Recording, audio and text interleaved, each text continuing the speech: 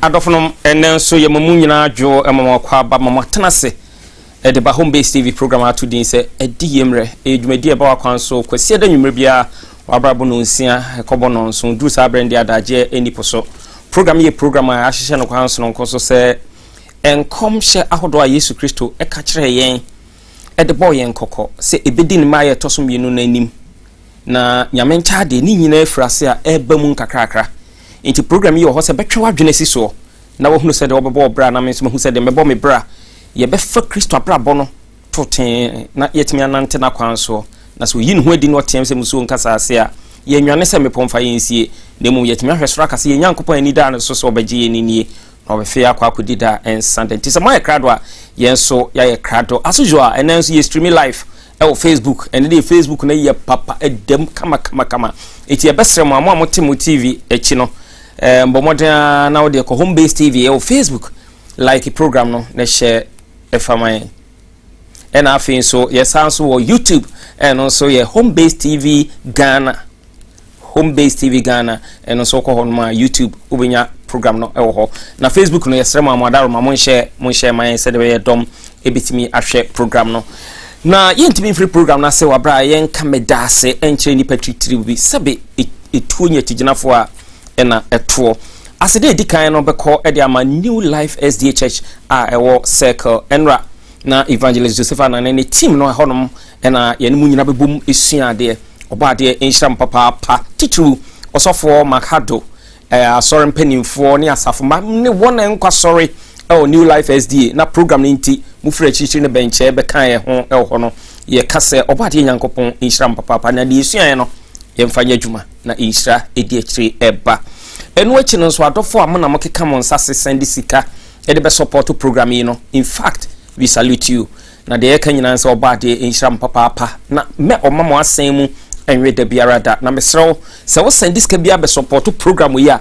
e nyankopon adwuma ode ahye wo ene meme nsa no na wo support na obade nso e be hyira no abo ho ban na bone ankan na how amen ontomadan the sent is opese send sika be support program we any programs nkaya ye no a ubetimi ayo na line abe send de akoso no ye 055 35 74 933 wo show screen so a obo say egu screen no eso o copy a o send sika bi edi ebeba na ye Joseph Anane na brebre wo de cinematry so ye onipa binum a mamema omudin na wo mase ekwanso no nkoso all soldier duaso district all soldier nyankopon ti asofo no inhyira papa ya te wonka ena asen nkuku asa mama de no so abekansa nti ye kase ye maame a ofre me nyankopon ti asofo no inhyira papa asen nkuku asa okay, God bless you so much. And what you know, nyankopon ti asofo no pampa mo ntie date we na mo nhye no nso Amakom SDA Church on 9th January aye edwada we boja ye ba mi asan ye chi 9th January aye edwada aye holiday yesremo aye nyame pa evangelist Joseph Anane any team ni nyinada ye ba Amakom SDA Church inti ye ton safrado fo wo akirichiri ne benche nyina se moma ye nhia o Amakom SDA Church edwada on the 9th January anopa non kron ye frase ye bomwa ko sise nonum be pai mu that's 5:30 in the evening ne be ma wakwanya na question apese obisa no go bisa na evangelist eya no e de amawo enti shedate no so 9th January a Monday obade instramo pa and ye part 5 of Mount Sinai Gospels part 5 then your videos makomako 8 ye be hwe e de acheche nsemu ye frame asuafo de hye kofika kare nyame akwa evangelist the researcher Joseph Anane ewe yentemo ha evangelist emo adwomo akwa aba obade nhyira papa nhyira ne the way a usi dosuko eyi nsem no ba bi ehye bia ukoyiba no enya wurade a hwan ono na yehuntehunu nyankopon nhyira papa na evangelist mitire minwe odi machi ye frɛ no kwadwo danso dodo na friend DJ enra ene nyankopon ye na domo ware wow inti de nyankopon asepa anti DJ nyame nhyira pa wone wo yere abeye nyame nhyira papa mpa so yere wabeye nzo ampa evangelist part 5 of Mount Sinai Gospels e de na rade se be ka kire very well dokreni ye da nyankopon ase that's right ohu ye mobo efi se nasem na abam na ye mbinom ye nyakwan ye ti ha ye kasai efi se oka ase omefa asase so nkwase anya oma no na wode ahye onu ankase no enuyam no da ahye asase so nyasafo na ni enu ni asem abam that's right enye ye teno asidan kan rade tin amen na me bompa ye se omaminya kwase ase ya na mani ankode wiasefo nachi that's right omofo nyansa ne nikai ye de bedi that's right rade hu ye mopo fine said you what the can no sa pepe ye bompa ye sense ache bia memo a ye bronya bosu ye di kan ba be komi ye bosu mi le to January 9 e bi si juada aban Ghana for afo fida ne ba ko bia that's right yes ye koye one day prophecy seminar ye tun sa for bibiara to mo sha ni so that's right ye koye ni mu no se bibia kemu a ye be ma so ati that's right peposo anka de nimu se kay asempa ba wodi ma ya nsempa nche se plura ekoba ne sai ena a free bible mo de besi na nsen ke nim se wo kan peposo na de a ene nyankopon nsem du nanam that's right eno no bi ani afi be ko wi akoba se empe Christopher ne osoma hodo asa abo pepokro ya omuso amakoje mransem du susu aba chese wo mransem du wiemu ene wo wiase that's right enti na ya to din se nsempa e free sana peposo na sa mransem du wienu no etwa se obibia gina ba akwachi so obedi de mosi onyankopon de ma no so mfa mre Israel ne wiase obedi anu akiri a ene obedi homeda eye nyankopon homeda etoso da etoso that's right obedi sa homeda no so ebi se eno na Yesu okaye na Yesu so ba asase so de ye adwuma na wo de timi mu ti se Yesu timi mu a obeka me se ye kaka no that's right yakọ hia dem da homeda that's right se sa no nkasa no oye no said Luke chapter 4 verse 16 mo senti san so dia no bedi emransem do a video kwa hodo akọji aba na nsen ya dia ene won so no o be kwa asore kwasi ada o be shi kwasi ada konkon fi se o mo de kwasi ada no dane wi asese no nyankopon homeda okay asem ni eno ni nsempa e free people say na so ba na afi nchiremu no ebeba na se kusie se obedane ahweawa ni du atua no mo right now me pa cho I can cancel no mekan Adiyie sem homa te do nwotwe tete ho ba ko de kosi na Adiyie sem homa te ba ko de kosi no e kire se eno ni kokobon kan sem a etwa nkomhwe nyina ato okay ye be pam a kire wiase de adanse de ko se Kristo beba okay yes na watcho se Revelation chapter 18 verse 1 to 5 yenti awurade asem na yei akiri no mihunu obofo foforo se ofiri soro sane ba na owotumi kese na nani onyam nti asase hyen na odene a emu ya din tia mu se wahwe ase Babylon kese no ahwe ase na adane ahohomone trabre ene ahomfi nyina ataye ene noma wo ye fi na okiri won nyina ataye ifiri se amanama nyina nom na dwamamo abufuo nsa no bi na asase so ahemfo ene no abodwaman na asase so adwadifo enam ne taamudie ahoden so enya won ho na mete ne foforo firi soro se meman monfiri ne mu na mo anya ne ye bone no bi na mo anya ne haw ne bi ifiri se ne ye bone atotoa abedru soro na onyankopon akai na mumuyo awurade asemni amen amen sa ken kan sem ya ken kai enkom hye kire mo se enu ene de aka ebesi na wiase wiye no abedu that's right fine na enkom hye kire mo se baabi a watwere se ne bone ato abedu suru nyakopon kan moyo no eno no baabi a wiase beka ye ho abom no mode ene eden aboa pa hyeda etia nyakopon mra asesa nyakopon mra no onde kwasiada adane wiase se eno no nyakopon homeda okay anya se bia omo kase kwasiada no yenye dwuma kakao na momo de kwasiada na esi ho se eno ni onyankopon homeda eno ma miru na wo that's right omo chia nyankopon ano very good wabra nyankopon se ne de ne ye 7th day ye memeneda omo mum se kwasiada yo ehona bone no wo no se kwasiada no na omo kase kwasiada mo bia anya dwuma mo bia anya hwe ya eno nko na mo omo de toaso kase etese onyankopon homeda ti yanyi enu nsusu ntumu a ne yenya nyankopon homeda na nkasa nto ho no ehona aye emrato no won yes ehona emrato no won sa tene mami nkomenim na ebeba so na maka ne sa no me pese me kire mo se esaso so atumfo omo ahase to ho na mo dia meken omo ahase to ho na mo ye den krata be dia adanse enche biara okay omo to ho na mo ni na mebo akuo mako 90 ana meka nsemfo mako 9 na bia no me o menyina so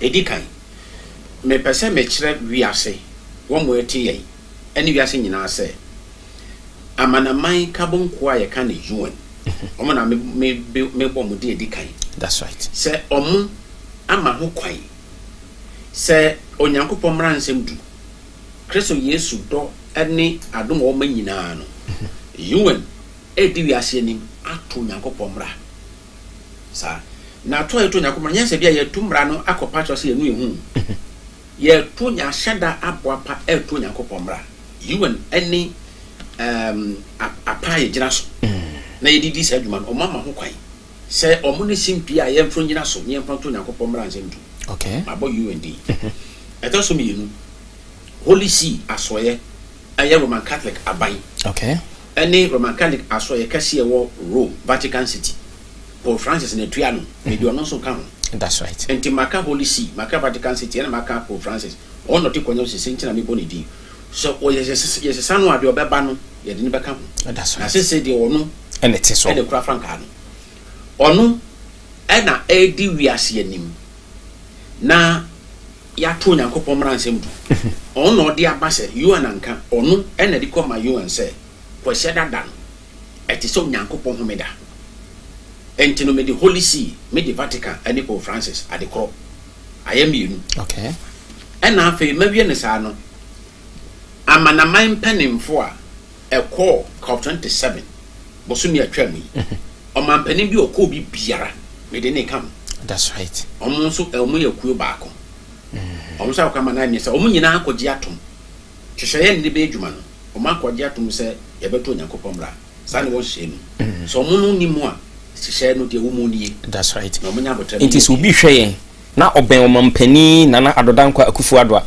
no abona mani aman am one mati says the phobia abanum na menim de omo ka so no de omo nka na nka Daniel den na koto ebra Daniel no woto ayi Persia man penenfu Babylon man penenfu no nyame nipa na afia dai anyway every papa anunti amana man penenfo makon mabo sakuro ba won sha di ato okay mabo miensa no de to so nan aye gidie ko ahodo meka gidie ko ahodo a meyi memenda akwayefo esom ene firim omo aka nyinara se meka bi kura no na meka ma memenda nsore nketenkete na that's right no me de question mark e na so mase fi se mentimi po mo nka ho if you say we ase no yenim wono e ba memenda sore a e wo wi ase ya ba ko pa ni ni me da krata so on pa mo nko yun memenda kwa so yes and Adventist e na wo ho enti we no nyese bia me mpo mo asem but say me de krata na yedwuma wa that's right enti dudu oni sa de oson takrache nso ye SDA church finish mo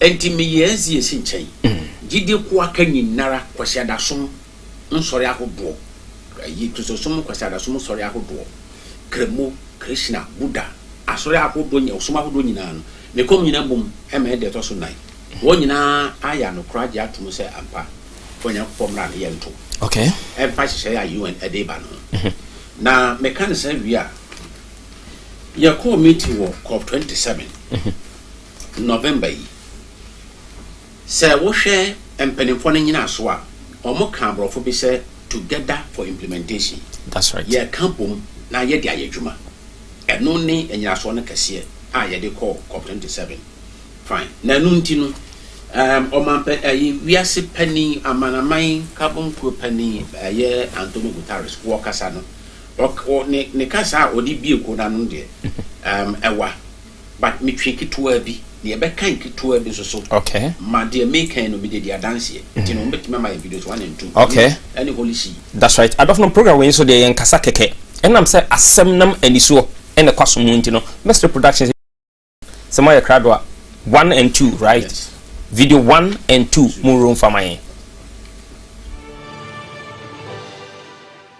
President El-Sisi, thank you very much for this wonderful hospitality and for this spectacular organization. COP27, President Shukri, Your Majesties, Excellencies, dear friends. In just days, our planet's population will cross a new threshold. The 8 billionth member of our human family will be born. This milestone puts into perspective what this climate conference is all about. How will we answer when baby 8 billion is old enough to ask, what did you do for our world and for our planet when you had the chance? Excellencies, this UN climate conference is a reminder that the answer is in our hands.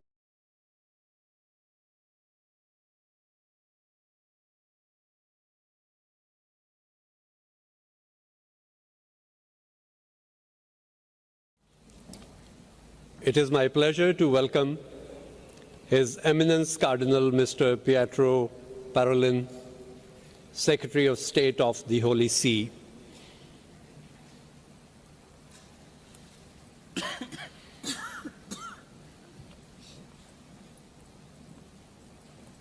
Your Excellency, you have the floor. Thank you, Mr. Chair. Mr. President, ladies and gentlemen, on behalf of Pope Francis, I extend a cordial greeting to all of you and wish to assure you of his closeness, support and encouragement as you work diligently towards a fruitful outcome of this conference. A few days ago in Bahrain, he emphasized the hope that COP27 will be a step forward for concrete and far-sighted choices, undertaken with the younger generation in mind before it is too late and their future is compromised. This is the first UNFCCC sessions to which the Holy See participates as a state party to both the Convention and the Paris Agreement.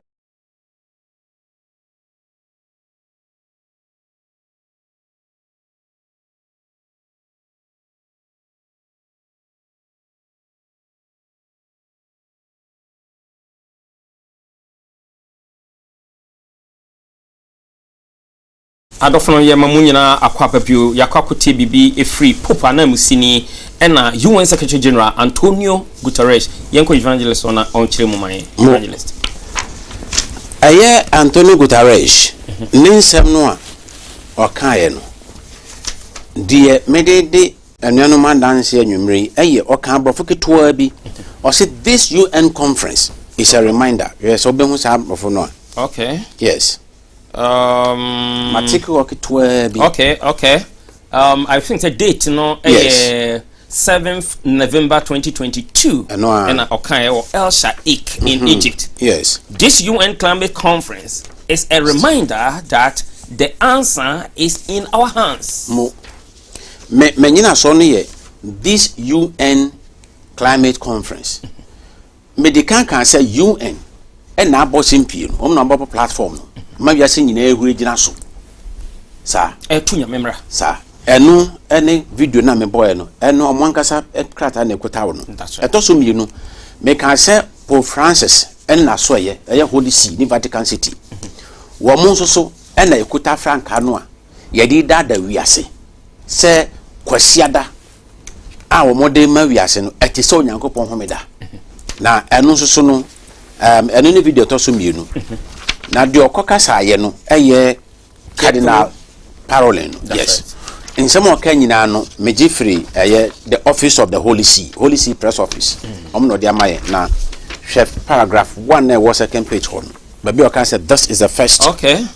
I'll say this is the first UNFCCC session to which the Holy See participates as a state party. To both the Convention and the Paris Agreement. This important step is consistent with Pope Francis' announcement in 2020 that the Holy See would commit to the goal of net zero emission, responding at 2 levels. And no, I don't know.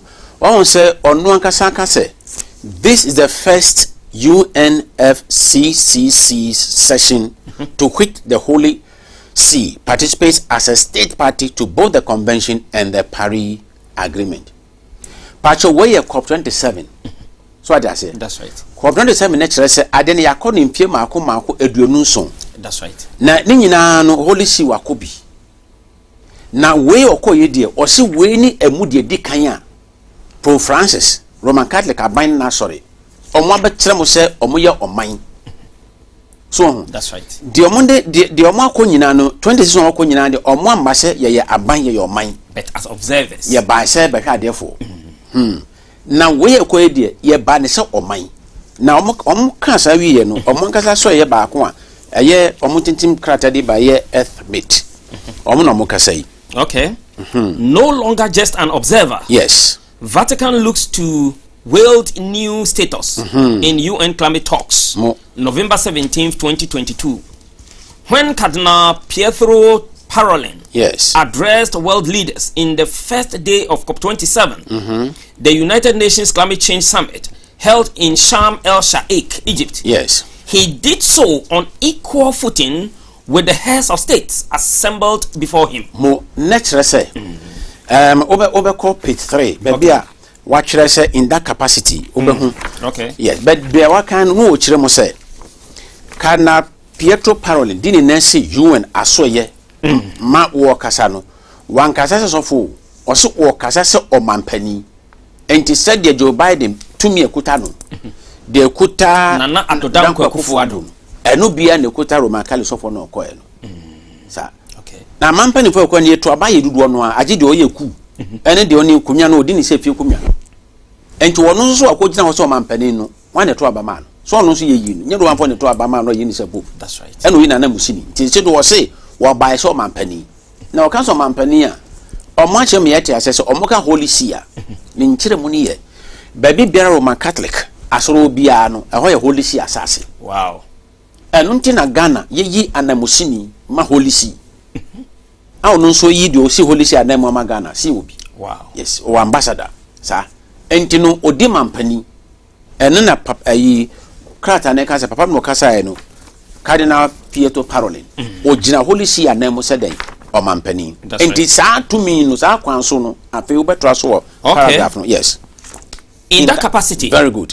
The Holy See delegation at COP21 in December 2015 carried with it a list of 10 Laudato Si inspired principles and proposals. Mo edibesio was sa 2 minutes kuta ne so mampani ntino eno ntina wode emransem du ema wiase 2015 sanye mitio mo koya anka yenim yet the names of the Laudato Si from United Nations. Eno na da bia meka. Na say the watu na num tuo say the koye no. Say na mransem du ehim. Ye bom ye hu musho kan sa abre no a. Kase won kan so atase nti ometimi aka se ye twa ntoragu no so. Eje ono ase krata na mede ma mo mfie nso atwa mu no. Emransem du hwem. Sa eno ni the Mount Sinai Gospels no. Ha. Na mransem du no oka se ehye krata no mu no. Amana mampanimfo call meeting ni bie no de mampani adodanko akofo ado his excellency okọ bie no amampanimfo no omo hie de kan sana owana musefo ahodo omo twetwa committees ahodo ebehihia na mampanimfo no se ekuo no omo se gi nsam bitum na eno ne kuta mi Sharm el Sheikh Climate Implementation Summit Declaration COP27 presidency summary where your presidency okay, the Sharm el Sheikh Implementation Summit, Sharm el Sheikh Climate Implementation Summit Declaration, COP27 Presidency Summary Outcomes. Very good. Sharm el Sheikh, and the date is 9th November 2022. Sure. Okay, the assembled heads of state and government acknowledge the scientific reports on current and future impact of climate change, and recognized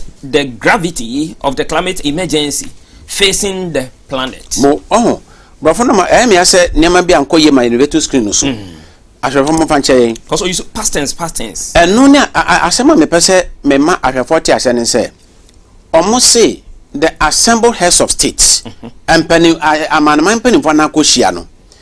Ajia to say, acknowledge the scientific reports on current and future. Sa future na show no and am pese ka ye begin chire mo free mpanimfo no.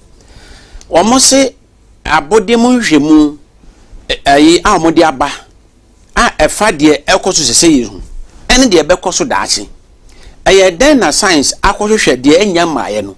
Yakohwemu na di ho amane bo aba. Abode mo nyansa pefo wo wiase. Wonkura bata ekuta UN.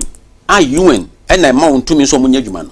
Wo mo chire mo se omo ayehwemu ema no ma esisi no e won sache awo bobre mu no omo de aba ene de enya maaye no omo ye hu hwehwemu nti so de aba omo kan projections anya hwe omo no mbrofo a se bible ma ye nkom hye ema nso bible aka nti omo nso so e den e hye nkom sa so ho ena amana man panimfo no omo se de omo de aba no yagye atom Ghana ka ho fine me kan say Holy See e kire se omo ye mransem du now the my 2015 your call meeting COP27 no omo anso so sa ba bonte se omo call people na so akoje mransem du aba ha ne me haw eno ni asem ade ni kura mo dada yes itine ye nada anase sen se mo call mountains na akoje mraba mo konso na mo kura mra na mo de ko se ne ntina make say no gospel na ye tu eno mo de e kan bi no mo de wi ase no na ye kan no kwa ye mo video 3 amfani adanse se ye no kre so mo call ye koje mransem du so mo ankro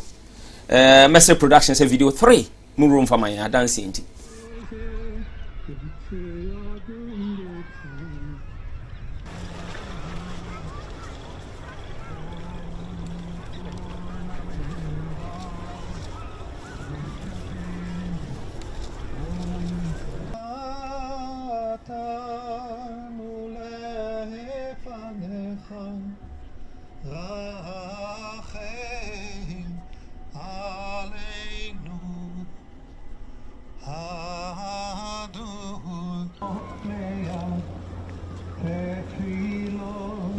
here as a group representing the major religions of the world, and we're here to support with our prayers and our thoughts the global leaders meeting for the COP27 conference right at the moment.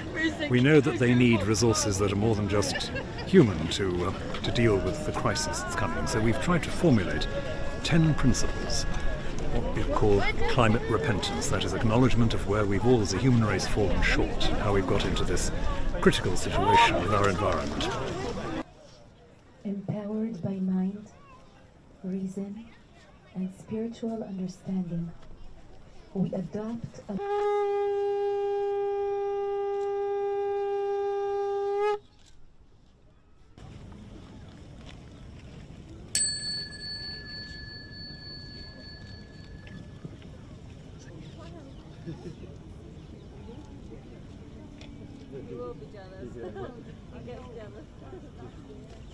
as spokespeople.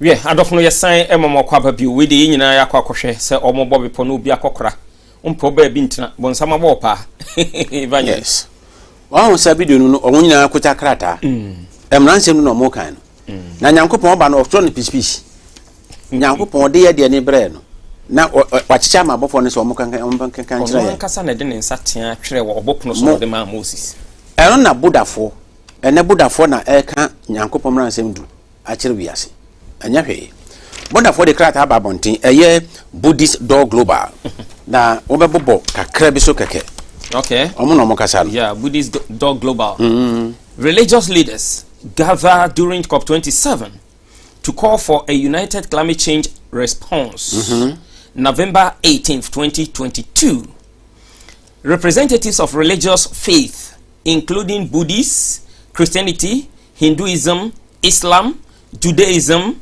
and Shakism assembled at the foot of Parliament Hill in London. London where you approach London. Hill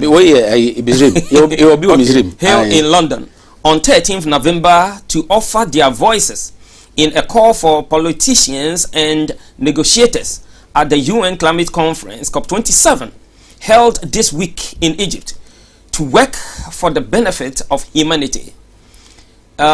Simultaneously, in locations around the world, religious leaders gathered to urge world leaders to act for climate repentance and to act in accordance with the 10 principles for climate repentance, abbreviated here.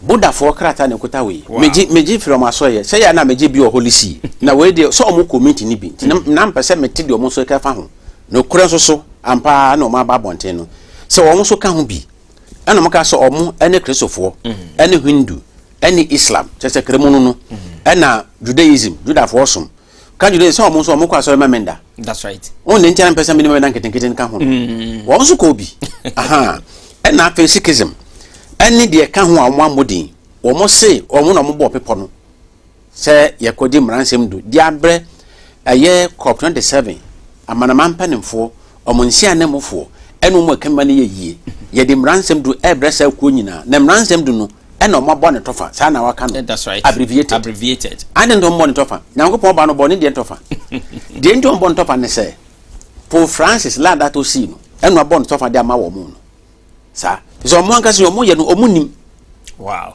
ya ka to se krata ne kota mo se mransem do no mransem do ayabo ne tofa enti no de ye hwe so abo ne tofa no mo anka se nima de kro sa asemo aha enti o abo ne tofa no eno mo gina ho a omo aka kire wiase a empanimfo nyina gi atum eno no nyina so a mekota se de omo abom tempo se omo bayenie fine ye committee no normal kasia miensa ene ndi omo ni da so mpese ye ene nyina ye di nyina so e wo metina asema ne bamu na eno ye bebo videos 4-5 na de adanse adofno safe no adwene program na program no ye Mount Sinai Gospels part 5 ene enwumre ye nti so adwene ya ewiase bo mo adwene mu po so mbese senyame homeda afiri memene da e de akokosia da na omo atu ho anamontuo no ene yi e de akire won Mmre production videos 4 and 5 Madaro Mamunro and some farmers.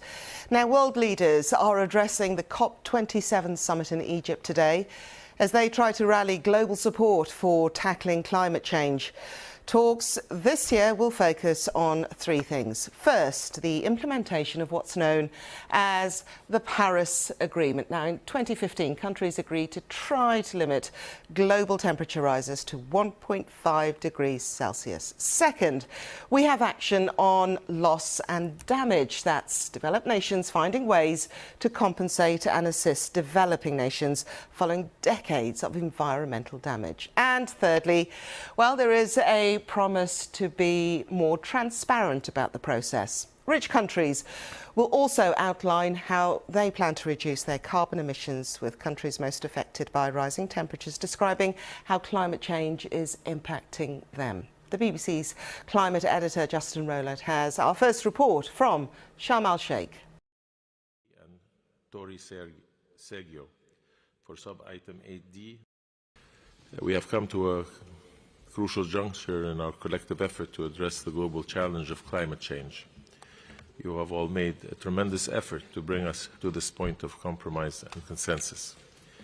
My team and I have done our best to ensure the integrity of this process and that we are fair, balanced and transparent in our approach. Entitled Funding Arrangements for Responding, I consider the text to be adopted to be a reflection of both a delicate balance that responds to the interests of all of us represented in this conference, and also a manifestation of the highest ambition that can be reached at this point in time on these very important work streams. On the screen, I call upon all of you to view these draft decisions not merely as words on paper, but as our collective message to the world that we have heeded the call of our leaders and of the current and future generations to set the right pace and direction for the implementation of the Paris Agreement and the achievement of its goals. With this in mind, dear friends, I implore you to adopt the draft decisions that I will present to you. Jennifer Morgan. I now invite the COP to adopt the decision entitled Funding Arrangements for Responding to Loss and Damage Associated with the Adverse Effects of Climate Change, including focus on addressing loss and damage, contained in document FCCC/CP/2022/L18, FCCC/PA/CMA/2022/L20. I hear no objections. It's so decided.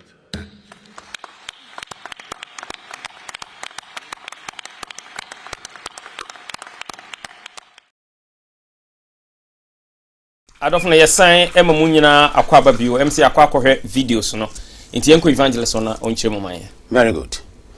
Oho say video di kan no BBC o ka say meeting ye kone COP27 no ensampo akasia miensa ena eda apono so ayekwa dwene ho ba ko ni implementation of Paris Agreement. Paris Agreement no yaje atom na yedibaye adwuma. Omji tumu 2015. Yes, ti we an implementation yedikoye adwuma. Okay. Etoso miyinu loss and damage. Aye obabere na asaye poetra ne hye owi a ebo na de ama enkro ne bi ho aka no. Ye mpe kwan a ye de sika be so masene na mo apagya ekro no asi ho biu. Ti ye bofoto ama wo asa to renchem no beto wo no. Yes. Wakosa afoto no ne yakoyibi di abo. Any loss and damage no. And I feel that also means transparency. Transparency nature say ade na ye no. Ye memu ada ho fa. Memu ada ho. And omde ko meeting na BBC kan ye no. Video to so mienu na opani no kasa wi ode gave no bo ho ne kire se de edi bae no yaje nyina atum. Sa enti no yaje nyina atum awie no. Krata no de adan se yaje atum na afei se de be ye adwuma no ba ko ni. Okay. Eno ne sa FCCC// lan waka ne nyina no eni. Okay. Na yenya breaking kan nyinam na wo behwe Sharm el-Sheikh implementation plan no wo wia no akọ the next page be bia science agency no wo na afei ya nante Sharm el-Sheikh implementation plan. The conference of parties serving as the meeting of the parties to Paris Agreement. Yes, wo wia no akọ page 2. Okay. Maybe what science and the agency no. Okay, page 2. And article 4 and 5. Article 4 welcomes the contributions of Working Group 2 and 3 sure to the Seas Assessment Report of the Intergovernmental Panel on Climate Change. 5 recognizes the importance of the best available science for effective climate action and policy making. Yada bradiase. Eno aye. One say welcome the 6th assessment report of working group 2 and 3. Working group 2 and 3 no report omo de bae no. Omo na ahodo mienu. Okay. Ye wo de omo ankasa se abodi manyasapefo no omo atwere se ye report ni. De omo atwere no omo sa abone tofa ama emrahefo. Okay. Enti omo de no ko fa se wo hwemu a eti se de wakoye lab test. Niama result no hu hwe. Ya twere no prekese. Agi doctor no enenim de watwere. Enti no omo nim ne santi no we de omo asa akirem se we de ye twere ma mo amko hye mmra. Ye de abobobra ho ban no. Mo de ye twere ma mo ntim de ya te so am metimi ate ase. Eno na kuta mi. So on de enti we de obi atimi kan bi. Ha. Enti ye ko mizirim e conference e na won se omo age sa report atum. Na eno na ye di adwuma. Na eno na ye di adwuma no. Adansi enti ye bebo the next 2 videos. Okay. Ansana ya kenkan. Okay. Sir. Adolf Mr. Still you streaming live on Facebook into more journey on Facebook no more share my instead of a Dombenya program no. I share. Production mother on my videos 6 and 7 and also more room for my. I now invite the chair of the IPCC, Dr. Huesung Lee, to take the floor. We have just heard a very important message from the United Nations Secretary General Antonio Guterres. The IPCC report before us today is a powerful evidence that we have the great potential to mitigate climate change. We are at a crossroads. This is the time for action. We have the tools and know-how to limit warming and secure a livable future. Today's report marks the completion of the scientific trilogy. It is the last piece of the 3 IPCC working group contributions to the 6th assessment report, which will conclude with a synthesis report to be released later this year.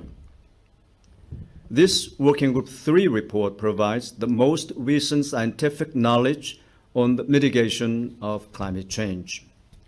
It complements the report on the state of global warming, which was released last summer, and the report on the climate risks and adaptation released just last month. Together, they confirm that IPCC is the authoritative scientific voice of the United Nations on climate change, and that the IPCC is the unique interface between climate science and policymaking.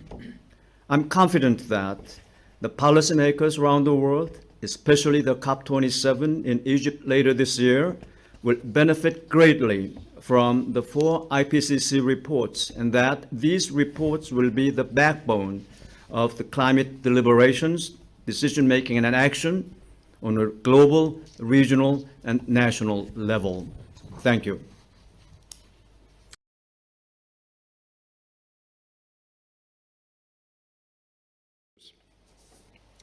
Now, looking at policies that were implemented by December 2020, we conclude that, without strengthening mitigation efforts, greenhouse gas emissions are projected to lead to warming of 3.2 degrees.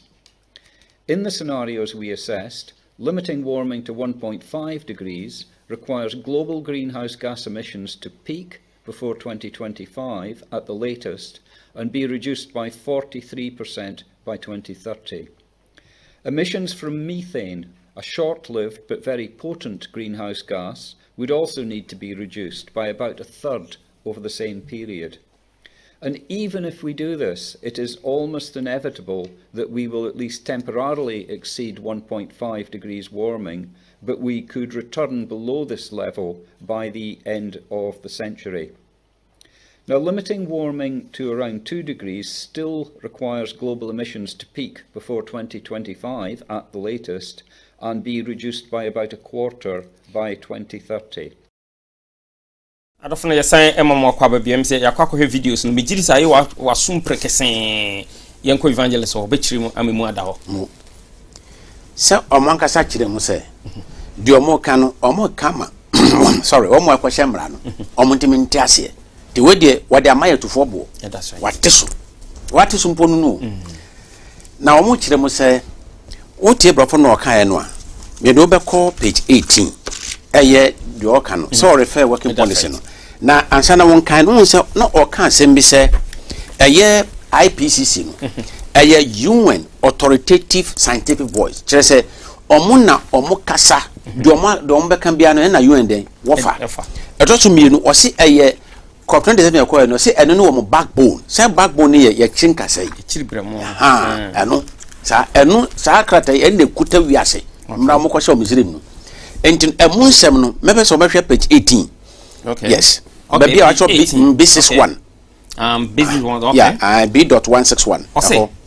Policies implemented by the end of 2020 yes are projected to result in higher global greenhouse gas emissions than those implied by NDCs, indicating an implementation gap.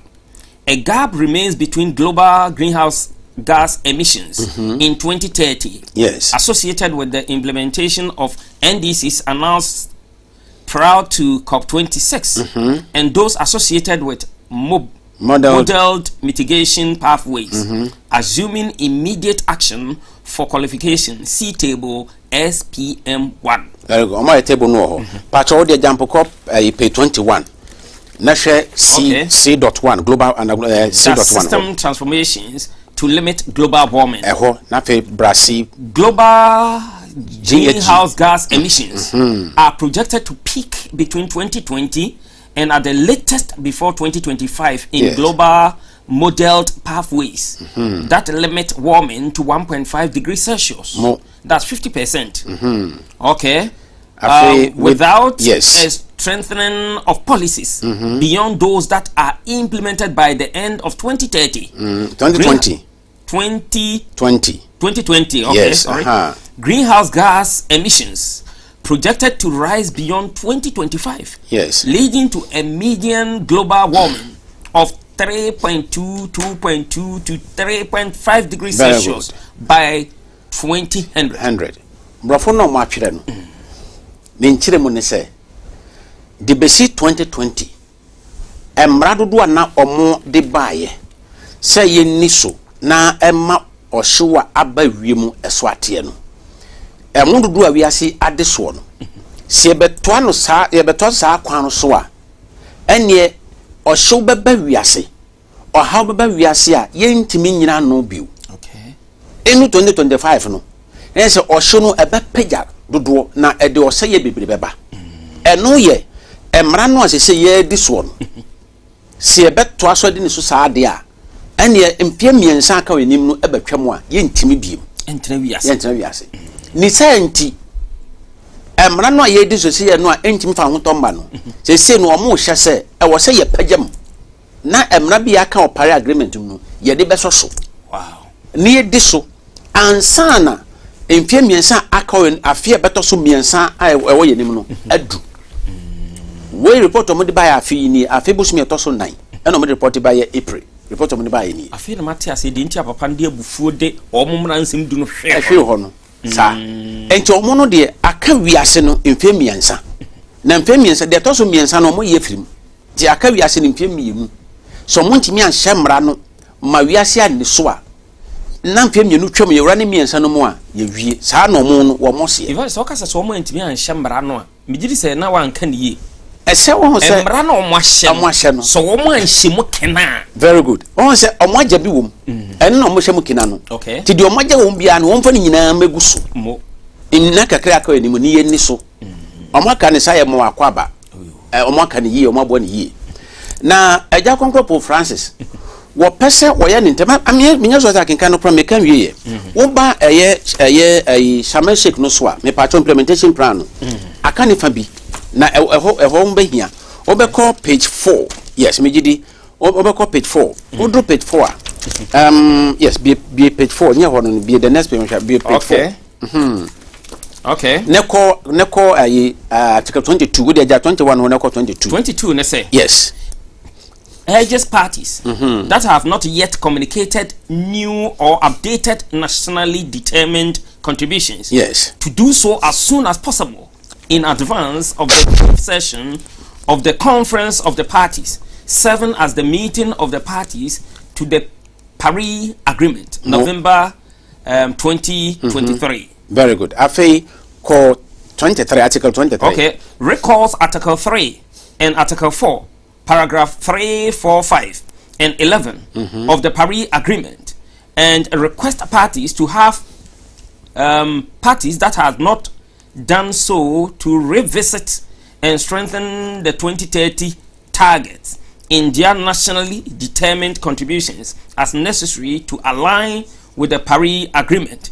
Temperature goal by the end of 2023. Very good. Taking into account different national circumstances. Yeah, the radiasi. Enunti omonde Mmre no omonde ebo wiase ho ban no. Eno moagi atomo se.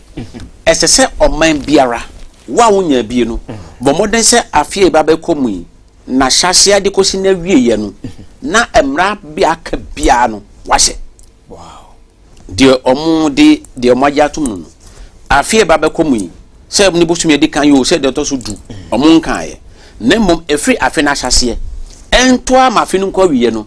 Na Mmre no just doctor bi ombia na obi ade aye adwuma sa na omusa kansem bi na no menka wa ha okay ye kwa makoma akoka ye fra makomba ana baba kan ha that's right that's right na omuka sa no Pope Francis any osoma hodo ye amekan omu akoye meeting na no ye nkwe omu ya video okay 8 production wada from video 8 ejaso munyimaye. Delegates from more than 50 countries came together, urging for peace and consolidation around the world. The efforts of world leaders, the efforts of international organizations are not enough to overcome the challenges that humanity is facing. And the voice of spiritual leaders who have great authority among the world's population called for the joint overcoming of all the challenges. This is very important. Islam, Judaism, Christianity and Hinduism, as well as other world religions, were represented at the Congress. This year, Pope Francis, as well as the Grand Imam of Al-Azhar, Sheikh Ahmed Al-Tayeb, were among the renowned guests. The image of leaders of so many world religions sitting together around a table sends a strong message of unity in diversity to the world. The main result is that we are sitting together, we are speaking together, and we are understanding that to find solutions for the problems in the world is not during the war, but sitting together and speaking. One of the goals of the Congress is to reintroduce the language of reconciliation and peace to a world shattered by conflict. Yes. We no nka se mame atwa so.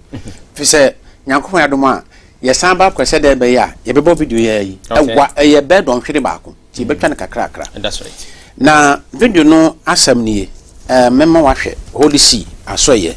Ho na meji we free. Okay. That's final declaration of the 7th Congress of leaders of world and traditional religions. Okay. We the participants of the 7th Congress, spiritual leaders of world and traditional religions, politicians and heads of international organizations. Yes. Guided by our shared desire for a just, peaceful, secure and prosperous world. Affirming. Yes. One say osi omu wiase asase so nyinara gide ko ahodo. Ene amanyofo mpanimfo. Ene ekua eni abanfa nyinara yakokan bom. Ena ye kan nsami edi ababonten say afi mpacho ko the next page be you can we have come to a common position and declare the following.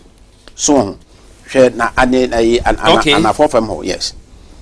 You have come to a common position and declaration the following. Yes, afi following no kind number 2 Number 2 no. We declare that yes. In the conditions of post-pandemic world development and the globalization of processes and security threats, yes, the Congress of the Leaders of World and Traditional Religions plays an important role in the implementation of joint effort to strengthen dialogue in the name of peace and cooperation, as well as the promotion of spiritual and moral values.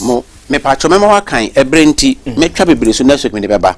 But he will keep back home and no de yen kan number 31.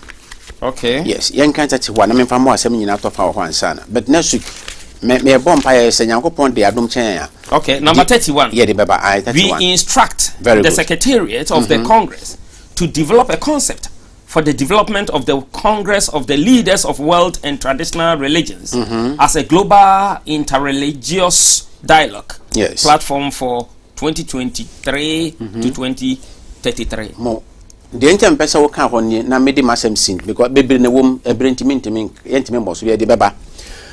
Pope Francis ne wiase osum hodo nyinara kremoni buddha ne atesefo nyina omoja atom se ma yenka nyame asem a aname yenka nyamsem biara wo studio bia eye media house bia me yenkri nyina wo document mu se wo kasa ma obi agya ni sum aba odie mu a enye yesi ho kwan efiri afie bai ekono enu ntino asoye na ekohia na ye traditional leaders of world religions no omo amamo asoye ni tumi se omomom emfa akwanchere hyehyɛ mmra na obi obekasa o TV so asondem bibia no ye ma ode obehwe so de akasa se baya obi mfiri ni sumu eden emma wodie mu wo ya saa no a station kro no a emma akwanche se ne ye Royal TV ye wo home base ye kasa yi station kro no omo ne no ewo bika omo question to answer manuasi ye brenti adofnom yenyan ke wo bebreka nanso ebre ye ni nkaso nti hanom na ye di dwumade no besie na hwe siw tehye fefefe ya ma ye mfi se boys to men shop anase ohima ya asanto boutique no wo Accra ufri Royal Circle na akoma akoma onsa benkum so pe honom na nyame ncha de wache ya atare a ye hye ewudwumade so na mesro ne telephone number no na production de good screen so no copy ye wia na wafre no aside mamu a shares bebre aba otu nti wo pebi atu aton a na onso watimi etubi aton oba de insha Allah na nwumre so jebre na ahwe adwumadi still so person support your programs na number be send this caba so no ye 055 35 74 933 dwumadi a wo hwe na nwumre Mr Free ya daroma ukua da nwumre wa bra abo nundu ko bodu ba kono obenya repeat asan ahwe ewo Home Base TV and Trinity TV. No channel so my you free anoma 3 ABN Evangelist the time with the watchman so ebro yeda mo asesa mo jebre na mo hwe dwumadi amakom 9th January Adiyie Evangelist Joseph Hanane ni team ni nyina ye ba ho ye from me Kofi Kakari nyame akwa ye Evangelist Joseph Hanane yeda mo ase